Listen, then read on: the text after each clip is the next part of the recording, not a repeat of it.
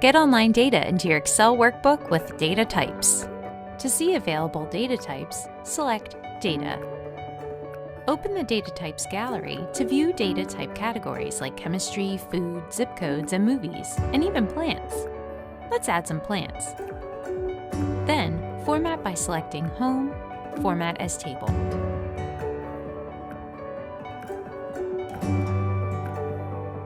Select Data, and then select the Plants button.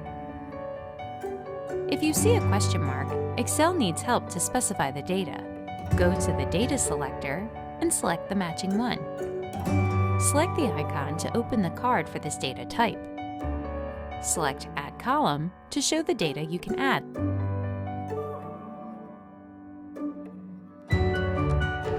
Adjust columns or rows to fit data. And format to get your data looking just right.